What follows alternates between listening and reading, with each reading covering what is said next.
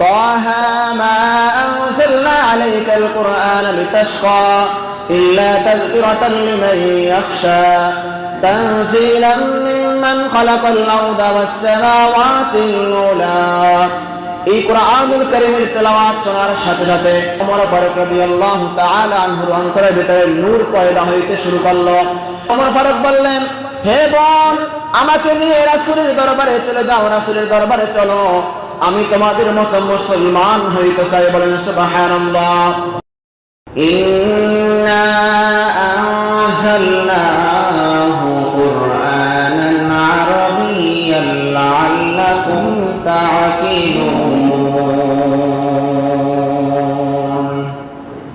One আবি মুসা আল-আশআরী রাদিয়াল্লাহু তাআলা আনহু قال قال رسول الله صلى الله عليه وسلم مثل المؤمن الذي يقرأ القرآن كمثل الأترجة ريحها طيب وطعمها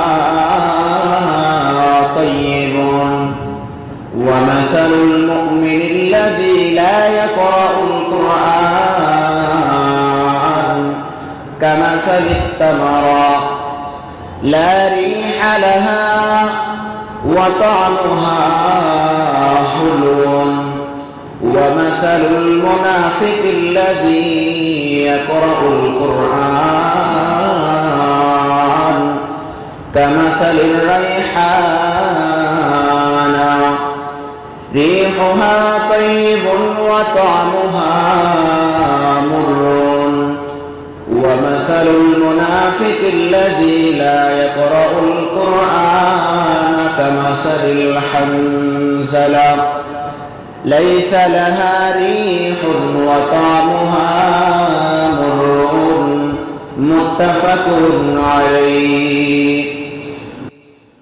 যে কুরআনুল কারীম হলো এমন একটি কিতাব, এমন এক গ্রন্থ যে কুরআনুল কারীম অবতীর্ণ হওয়ার সাথে সাথে পূর্বের সকল গ্রন্থের হুকুম স্থগিত হয়ে গিয়েছে। তো এই কুরআনুল কারীম নিয়ে বেশ কয়েকটি কথা এবং কুরআনুল কারীমের ফজিলত সম্পর্কে কিছু আলোচনা করব ইনশাআল্লাহ। সম্মানিত হাজিরিন, এই কুরআনুল কারীম আল্লাহ রাব্বুল আলামিন লাইলাতুল কদরে আল্লাহ রাব্বুল আলামিন লৌহে মাহফুজ থেকে প্রথম আসমানে অবতীর্ণ করেছেন, অথবা রাসূল আকরাম সাল্লাল্লাহু আলাইহি ওয়াসাল্লামের পূর্ণ 23 বছরের নবুয়তের জিন্দেগিতে প্রথম আসমান থেকে প্রয়োজন সাপেক্ষে প্রেক্ষাপট অনুযায়ী রাসূল আকরাম সাল্লাল্লাহু আলাইহি ওয়াসাল্লামের উপরে অবতীর্ণ করেছেন। তো দুনিয়াতে পরিপূর্ণ কোরআন 23 বছরে এসেছে। সম্মানিত হাজিরিন, এই কুরআনুল কারীম নিয়ে প্রথমে আমরা কয়েকটি কথা জানব। এক নাম্বার, কুরআনুল কারীম আল্লাহ রাব্বুল আলামিনের পক্ষ থেকে অবতীর্ণ হয়েছে। আল্লাহ রাব্বুল আলামিন সূরা শুআরা 193 নম্বর আয়াতে বলেন, নাযালা বিহির রূহুল আমিন। আল্লাহ রাব্বুল আলামিন বলেন, এই কুরআনুল কারীম আমি হযরত জিবরাইল আলাইহিস সালাতু ওয়াস সালামের মাধ্যমে দুনিয়াতে আমি এই কুরআনুল কারীম অবতীর্ণ করেছি। এই কুরআনুল কারীম আমি মানুষের উপরে অবতীর্ণ করেছি। মানব জাতির ভিতরে শ্রেষ্ঠ মানব রাসূল আরবি সাল্লাল্লাহু আলাইহি ওয়াসাল্লামের উপরে এই কুরআনুল কারীম অবতীর্ণ করা হয়েছে। কুরআনুল কারীম মানুষ ব্যতীত অন্য কোনো জীবজন্তুর উপরে অবতীর্ণ করা হয় নাই। আল্লাহ পাক রব্বুল আলামিন জানায়া দেন, নাযালা বিহির রূহুল আমিন। আমি হযরত জিবরাইল আলাইহিস সালাতু ওয়াস সালামের মাধ্যমে এই দুনিয়ার বুকে রাসূল আকরাম সাল্লাল্লাহু আলাইহি ওয়াসাল্লামের উপরে কুরআনুল কারীম অবতীর্ণ করলাম। দুই নাম্বার, কুরআনুল কারীম আল্লাহ রাব্বুল আলামিন রাসূলের উপরে কেন অবতীর্ণ করলেন? সূরা শুআরার 194 নম্বর আয়াতে আল্লাহ রাব্বুল আলামিন জানায়া দেন কোন পদ্ধতিতে, কোন অবস্থাতে আল্লাহ রাব্বুল আলামিন কুরআনুল কারীম অবতীর্ণ করলেন। আলা কলবিকা লিতাকুনা মিনাল মুনযিরিন। আল্লাহ রাব্বুল আলামিন বলেন, হযরত জিবরাইল আলাইহিস সালাতু ওয়াস সালামের মাধ্যমে আমি এই কোরআনকে রাসূল আকরাম সাল্লাল্লাহু আলাইহি ওয়াসাল্লামের সিনার ভিতরে ঢোকায়া দিলাম। লিতাকুনা মিনাল মুনযিরিন, যাতে আপনি ভীতি প্রদর্শনকারীদের অন্তর্ভুক্ত হইতে পারেন। অর্থাৎ যাতে আপনি এই কুরআনুল কারীমের হুকুম আহকাম সম্পর্কে জানেন, হুকুম আহকাম সম্পর্কে আপনার উম্মতদেরকে জানায়া দেন। এই কোরআনে জানায়া দেয় কোন কাজ করলে তিনি জান্নাতে যাইবে, কোন কাজ করলে তিনি জাহান্নামে যাইবে। এই একটি ভীতি প্রদর্শন যেন আপনার ভিতরে পয়দা হয়ে যায়, এই জন্য আমি আপনার অন্তরের ভিতরে কুরআনুল কারীমকে ঢুকাইয়া দিলাম। তিন নাম্বার, কুরআনুল কারীমের ভাষা সুস্পষ্ট ভাষা।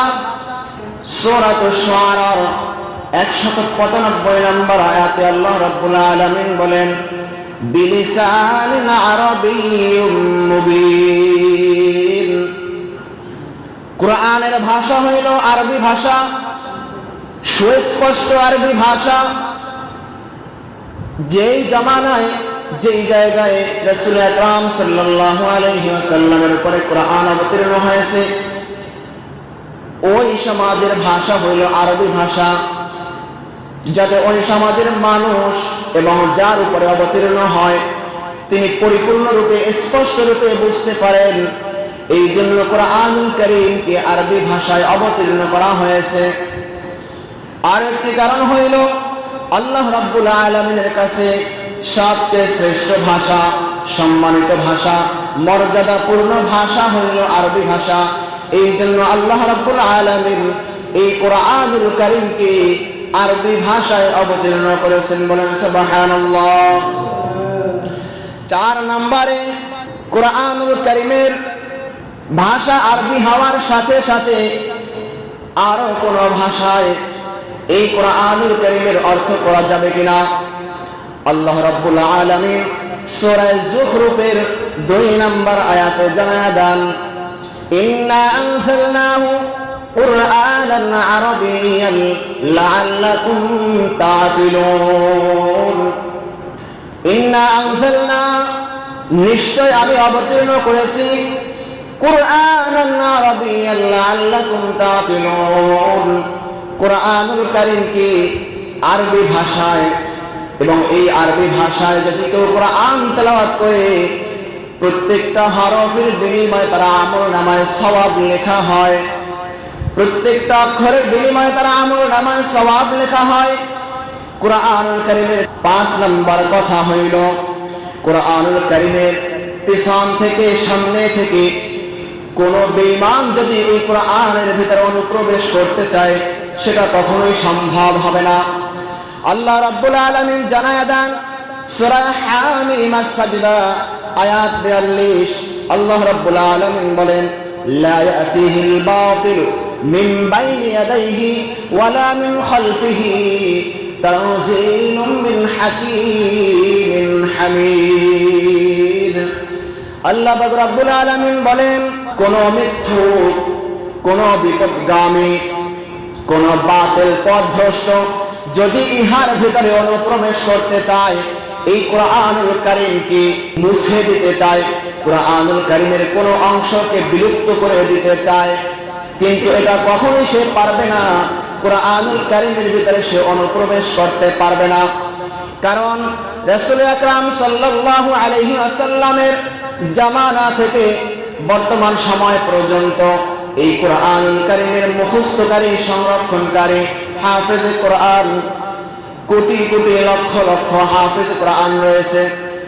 কেউ পারবে না এই কুরআনুল কারীমের ভিতরে কোনো একটি ভুল সংযোজন করতে, কোনো একটি অক্ষর পরিবর্তন করে দিতে পারবে না, কোনোভাবেই সম্ভব হবে না। আল্লাহ রাব্বুল আলামিন জানায়া দেন, লা ইয়াতিহিল বাতিলু মিন বাইনি ইয়াদাইহি ওয়ালা মিন খালফিহি তানজিলুম মিন হাকীমিন হামিদ। কোন অবস্থাতেই কোন প্রকারের বেঈমান, কোন প্রকারের প্রতারক, কোন প্রকারের গাফেল এই কোরআনের ভিতরে অনুপ্রবেশ করাইতে পারবে না। 6 নাম্বার, কোরআনের বিপক্ষে কোনো প্রমাণ দুনিয়াতে টিকবে না। কোরআনের বিপক্ষে যদি কোনো প্রমাণ দাঁড় করানো হয়, ওই প্রমাণ বিপক্ষে থাকিয়া টিকিয়া থাকবে না। আল্লাহ রাব্বুল আলামিন বলেন সূরা ফুরকান আয়াত নাম্বার 33, ওয়ালা ইয়াতুনাকা বিমিসলিহি ইল্লা জিনাকা বিল হাক্কি ওয়া আহসানা তাফসীরা। কোরআনের বিরুদ্ধে যত প্রমাণ পেশ করো, আল্লাহ রাব্বুল আলামিনের এই কোরআনের বিরুদ্ধে কোনো প্রমাণই টিকে থাকবে না। বলেন সুবহানাল্লাহ। আজ পর্যন্ত কেউ পারে নাই কোরআনের বিরুদ্ধে গিয়ে কোনো কথা বলে কোনো প্রমাণ দাঁড় করে ওই প্রমাণ টিকিয়ে রাখতে। কারণ কোরআন হইল মুতাওয়াতির, যেটা আল্লাহ রাব্বুল আলামিন রাসূল আকরাম সাল্লাল্লাহু আলাইহি ওয়াসাল্লামের উপরে অবতীর্ণ করার পর থেকে আজ পর্যন্ত লক্ষ কোটি কোটি হাফেজে কোরআনের সিনার ভিতরে এই কোরআন সংরক্ষিত। কিন্তু এই কোরআনের ভিতরে কেউ ভুল প্রমাণ করতে পারবে না, কোরআনের বিপক্ষে গিয়ে কোনো প্রমাণ দাঁড় করাইতে পারবে না। আল্লাহ রাব্বুল আলামিন সেটাই বলে দিলেন কোরআনুল কারীমের পক্ষে।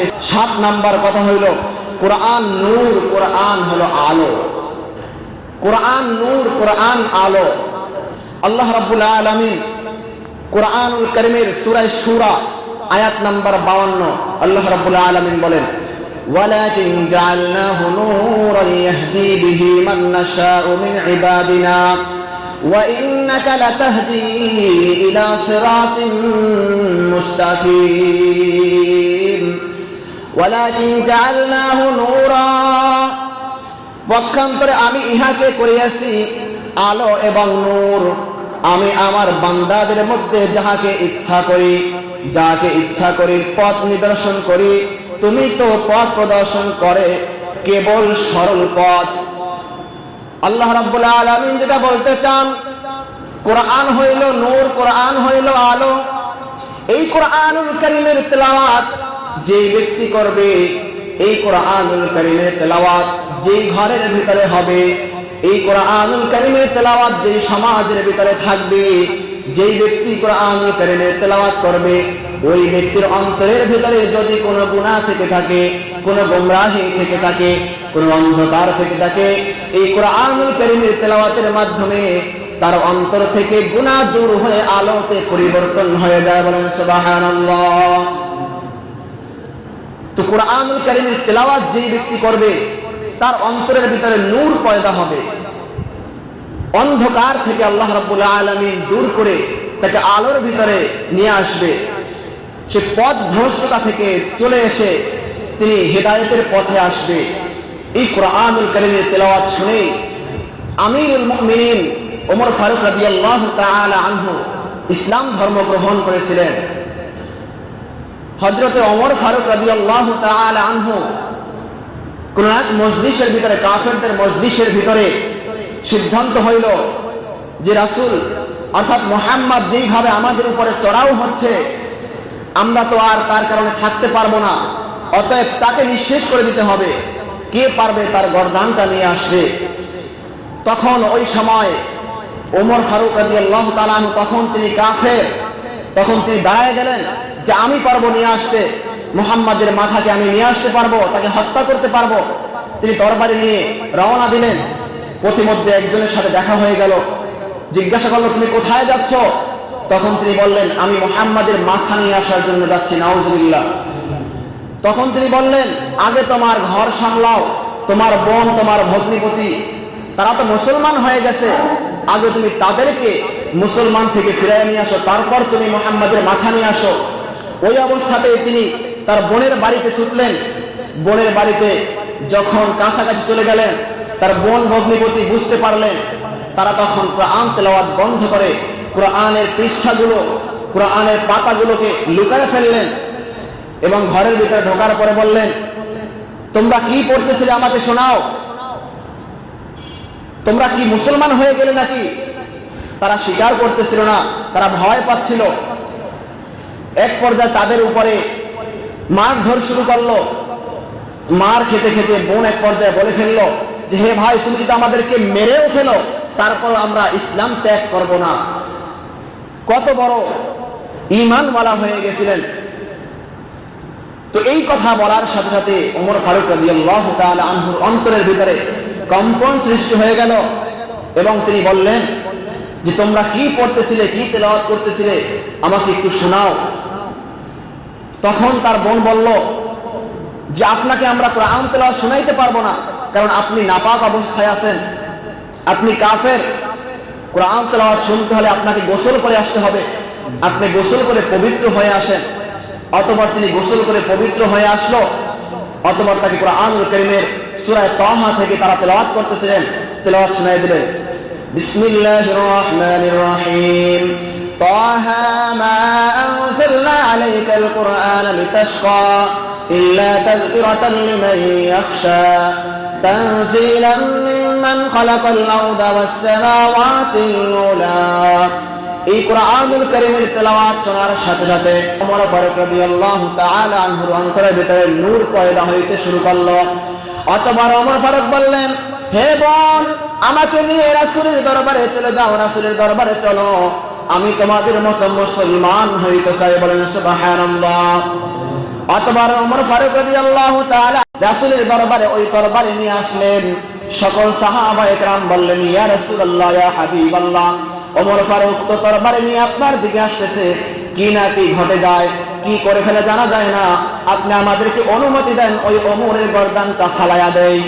রাসূল বললেন, না না, অপেক্ষা করো, ওমর কি করে অপেক্ষা করো, দেখো ওমর কি করে। অতঃপর ওমর রাদিয়াল্লাহু তাআলা আনহু তরবারি খোলা অবস্থায় ঘরের ভিতরে ঢুকলেন, রাসূলের সামনে আসলেন, রাসূল গায়ে হাত দিয়ে বললেন, ওমর কি খবর। এই কথা বলার সাথে সাথে তার হাত থেকে তরবারিটা পড়ে গেল। রাসূলকে বললেন, ইয়া রাসূলুল্লাহ, ইয়া হাবিবাল্লাহ, আমাকে কালিমা পড়ায়া মুসলমান বানায়া দেন। রাসূল, আমি কোরআনের জ্ঞান শিখতে চাই।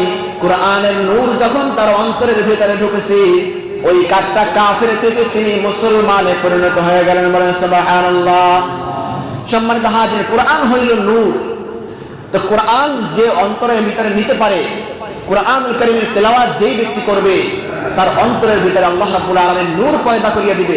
কোরআনুল কারীমের তেলাওয়াত যেই ঘরের ভিতরে হবে, ওই ঘরের ভিতরে আল্লাহ রাব্বুল আলামিন রহমত পয়দা করিয়ে দিবেন। বিপদ আপদ থেকে, বালা মুসিবত থেকে আল্লাহ হেফাজত করবেন। কোরআনুল কারীমের তেলাওয়াত বেশি বেশি করতে হবে। আমরা যারা পারি তারা করব, যারা পারি না তারাও আমরা কোরআনুল কারীমের তেলাওয়াত শিখব। কোরআনুল কারীমের তেলাওয়াত যদি আমি শিখতে পারি, সকল প্রকার বিপদ আপদ, বালা মুসিবত থেকে আল্লাহ রাব্বুল আলামিন আমাদেরকে হেফাজত করতে পারেন। 8 নাম্বার ফজিলত, 8 নাম্বার কথা, কোরআনুল কারীম হলো শিফা। কোরআনুল কারীম হলো শিফা, আরোগ্য দানকারী। আল্লাহ রাব্বুল আলামিন সূরা ইউনূসের ভিতরে 57 নাম্বার আয়াতে আল্লাহ রাব্বুল আলামিন বলেন, ইয়া আইয়ুহান নাস قد جاءتكم موعظة من ربكم وشفاء لما في الصدور يا أيها الناس قد جاءتكم موعظة من ربكم وشفاء لما في الصدور وهدى ورحمة للمؤمنين আল্লাহ রাব্বুল আলামিন বলেন, হে মানুষ, তোমাদের প্রতি তোমার প্রতিপালকের পক্ষ থেকে নিকট হইতে আসিয়াছে উপদেশ, তোমাদের পক্ষ থেকে আসিয়াছে অন্তরে যাহা আছে তাহা আরোগ্য দানকারী, শেফা দানকারী। এই জন্য দেখবেন কোরআনুল কারীমের সূরা ফাতিহার একটি নাম হইল সূরাতুশ শিফা। কোরআনুল কারীম হইল শেফা, আরোগ্য দানকারী। কোরআনুল কারীম হইল অন্তরের রোগ দূরকারী। এই কোরআনুল কারীম যে বেশি বেশি তেলাওয়াত করবে, আল্লাহ রাব্বুল আলামিনের এই আয়াত দ্বারা প্রমাণিত হয়, তার অন্তরের ভিতরে যে গুনাহ থাকবে, যে অন্তরের ভিতরে যে আরোগ্য থাকবে, অন্তরের ভিতরে যে ব্যাধি থাকবে, সেখান থেকে আল্লাহ রাব্বুল আলামিন আরোগ্য দান করবেন, সুস্থতা দান করবেন। কোন ব্যক্তি যদি কুরআনুল কারীম ইখলাসের সাথে খালিস নিয়তে সূরাতুল ফাতিহা পড়িয়া নিজের উপরে তিনি ফু দেয়, একটু পানি পান করে, আল্লাহ রাব্বুল আলামিন ওই কুরআনের উসিলায় তার রোগ থেকে সুস্থতা দান করতে পারেন। এই জন্য সম্মানিত হাজিরিন, কুরআনুল কারীম হইল শেফা, কুরআনুল কারীম হইল আরোগ্য দানকারী। এর জন্য বেশি বেশি কুরআনুল কারীমের তেলাওয়াত করতে হবে।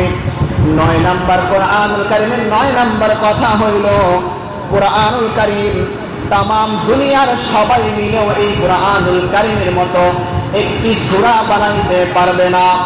আল্লাহ রাব্বুল আলামিন সূরা বনি ইসরাঈলের 88 নম্বর আয়াতে আল্লাহ রাব্বুল আলামিন জানায়া দেন, কুল্লা ইন জিতামাতিল ইনসু ওয়াল জিন্নু আলা আন ইয়াতু বিমিথলিহি ওয়ালাউ কানা বা'দুহুম লিবাদিন যাহিরা। আল্লাহ পাক রব্বুল আলামিন বলেন, তামাম দুনিয়ার সমস্ত মানুষ মিলে যদি একজন আরেকজনকে সহযোগিতা করেও এই কুরআনুল কারীমের একটা সূরার মতো সূরা বানাইতে পারবে না। কুরআনুল কারীমের মতো একটা সূরা কেউ বানাইতে পারবে নাকি? কেউ পারবে না। রাসূল আকরাম সাল্লাল্লাহু আলাইহি ওয়াসাল্লামের জামানায় কাফের মুশরিকরা বলতো যে এই কুরআন মুহাম্মদ বানাইতেছে, আমাদেরকে বানায় শোনাইতেছে। তখন তাদেরকে বলা হইল, তোমরাও একটা সূরা বানাও। কারণ ওই সময়ে কবি বেশি ছিল, সকলেই বলতে গেলে কবি ছিল। বিভিন্ন ভাষার উপরে, আরবি ভাষার উপরে কবি ছিল, সাহিত্যিক ছিল, বিভিন্নভাবে তারা কবিতা বানাইতো। কিন্তু হাজার চেষ্টা করেও একটা সূরার মতো সূরা বানাইতে পারে নাই। এই জন্য সম্মানিত হাজির, কুরআনুল কারীমের মতো একটা সূরা কেউ বানাইতে পারবে না, একটা আয়াতও বানাইতে পারবে না। এটা কুরআনুল কারীমের 9ম কথা। 10 নাম্বার কথা হইল, কুরআনুল কারীমের হেফাজতের মালিক কে? আল্লাহ, একমাত্র আল্লাহ রাব্বুল আলামিন।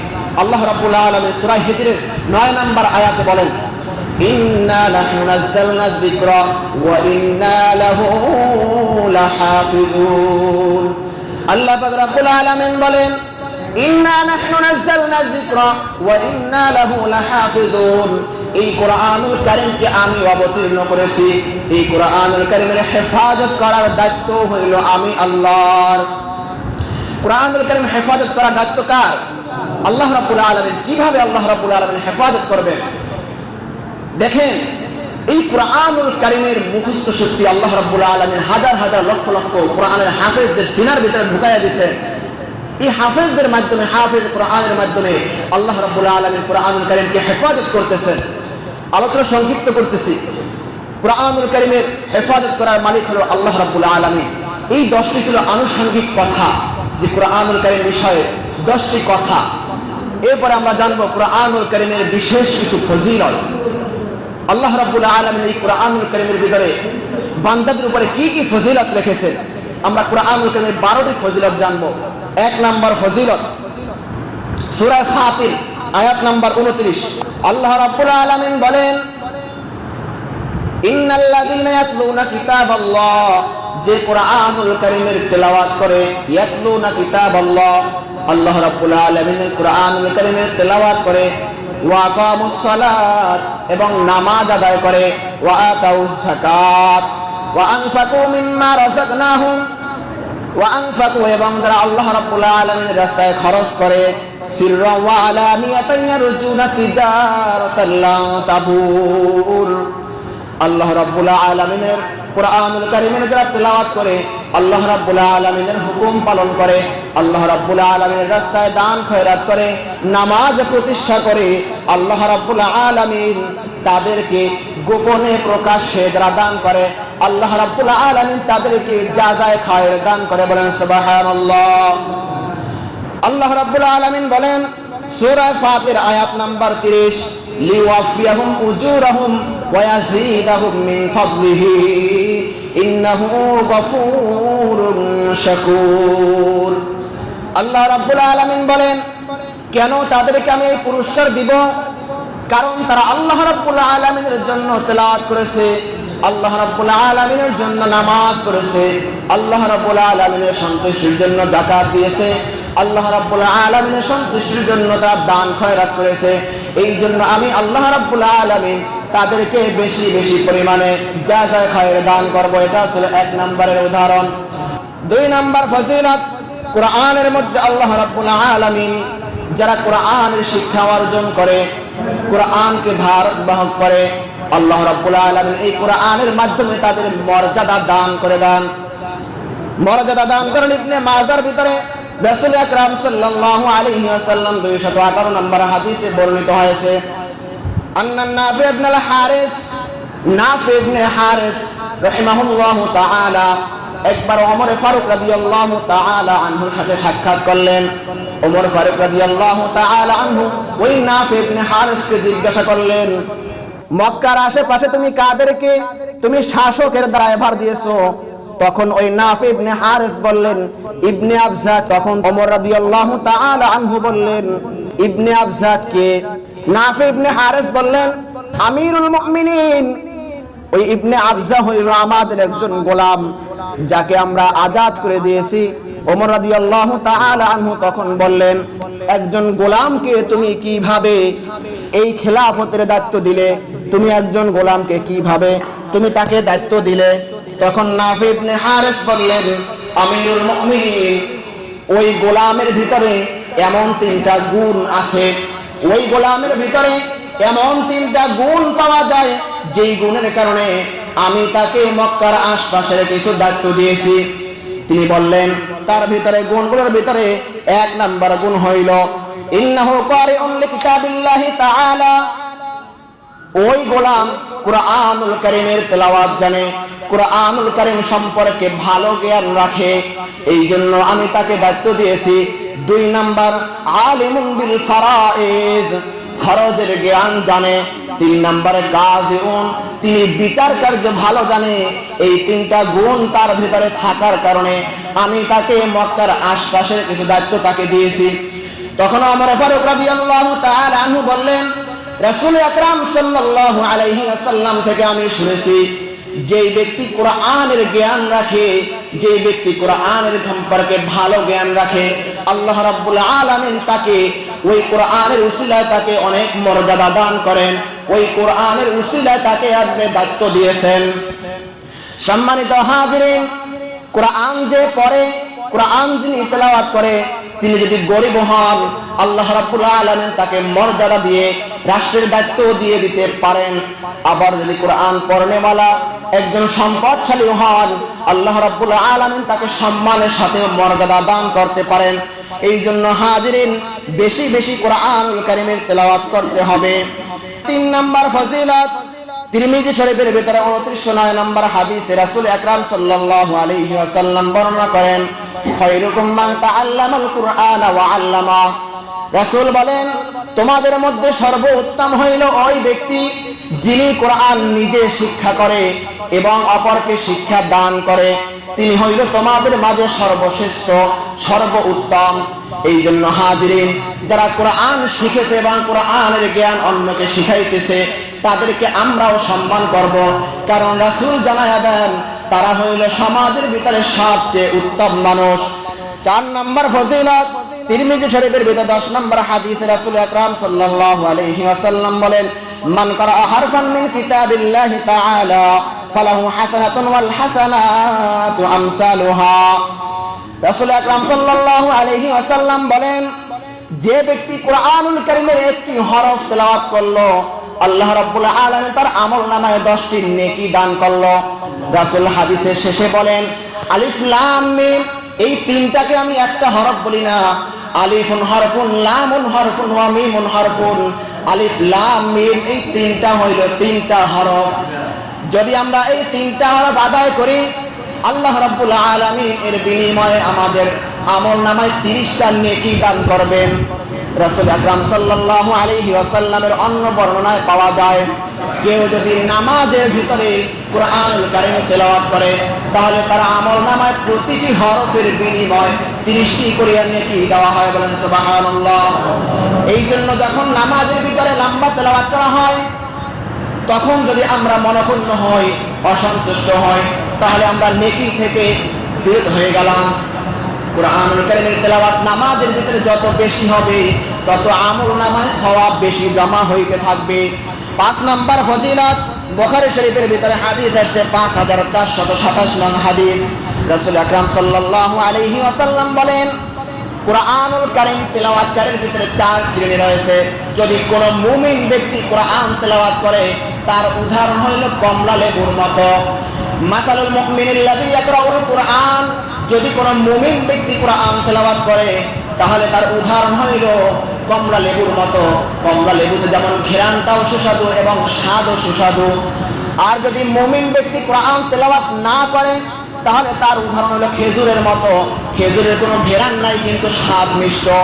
দ্বিতীয় নম্বরে, কোনো মুনাফিক যদি কুরআন তেলাওয়াত করে, তাহলে তার উদাহরণ হইল রাইহানা, একটা শস্য ফুল, অর্থাৎ ওই ফুলের ঘ্রাণ আছে কিন্তু স্বাদ বড় তিক্ত। 4 নাম্বার উদাহরণ, যদি কোনো মুনাফিক কুরআন তেলাওয়াত না করে, তার উদাহরণ হইল পাকাল ফলের মতো, যার কোনো ঘ্রাণও নাই এবং স্বাদ হইল তিক্ত। এটা হইল 5 নাম্বার ফজিলত।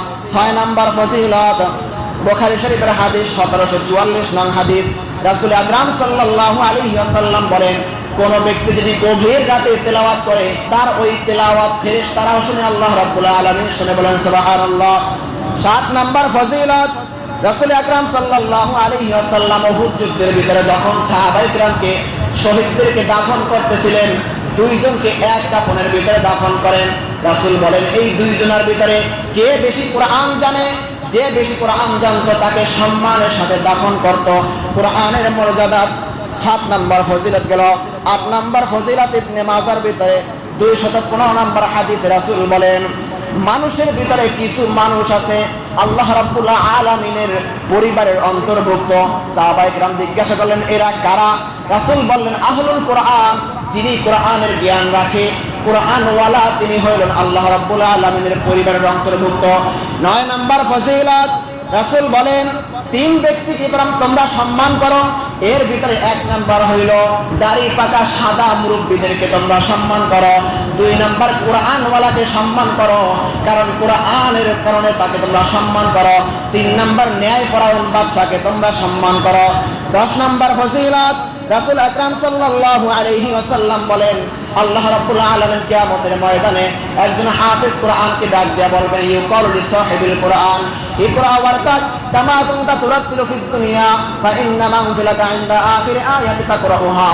তুমি কোরআন তেলাওয়াত করো, যেইভাবে তুমি দুনিয়াতে কোরআন তেলাওয়াত করতে, ওইভাবে তুমি কোরআন তেলাওয়াত করতে থাকো।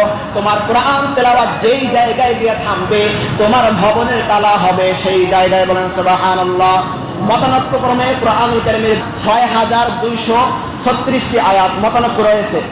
11 নম্বর ফজিলত, রাসূল আকরাম সাল্লাল্লাহু আলাইহি ওয়াসাল্লাম বলেন যে কুরআনুল কারীম কিয়ামতের ময়দানে তার সাথে সাক্ষাৎ করে বলবে যে, আমাকে তুমি চিনতে পারছো? আমি হইলাম ওই কোরআন যাকে তুমি দুনিয়াতে বসিয়া তোমার সাথে রাখতে, তুমি কোরআন তেলাওয়াত করতে, যেই কোরআন তোমাকে রমজান মাসে দিনের বেলায় খাইতে দেয় নাই, রাতের বেলায় নামাজের জন্য দাঁড়া করাই দিয়েছে। আমি হইলাম ওই কোরআন, তাকে নিয়ে তারপরে জান্নাতে যাবে। বলেন সুবহানাল্লাহ। 12 নম্বর ফজিলত, কুরআনুল কারীম সুপারিশ করবে, আল্লাহ রাব্বুল আলামিনের সাথে ঝগড়া করবে যে এই বান্দাকে আপনি মাফ করেন, যদি আপনি মাফ না করেন আমি এই কোরআন আপনার জান্নাতে যাব না, আপনার এই কোরআন আপনার সাথে তর্ক করা থেকে আমি বিরত থাকবো না। অবশ্যই আল্লাহ রাব্বুল আলামিন তাকে মাফ করে দিবেন। সম্মানিত হাজিরিন, এই কুরআনুল কারীমের 12টি ফজিলতের কথা বলা হইল। প্রত্যেকটা দ্বারাই বোঝা গেল কুরআনুল কারীমের শিক্ষা আমাদেরকে অর্জন করতে হবে, কুরআনুল কারীমের তেলাওয়াত বেশি বেশি করতে হবে। এই জন্য আমাদের সন্তানদেরকে আমরা হাফেজ কোরআন বানাবো। কারা কারা আমরা আমাদের সন্তানদেরকে হাফেজ কোরআন বানাবো একটু হাত তুলে দেখাই। আল্লাহ রাব্বুল আলামিন কবুল করুক, সকলে বলে আমিন। যা কিছু আলোচনা হইল ইহার উপরে আমাদের সকলকে আমল করার তৌফিক দান করুন, সকলে বলে আমিন। ওয়া আখিরু দাওয়ানা আলহামদুলিল্লাহি রাব্বিল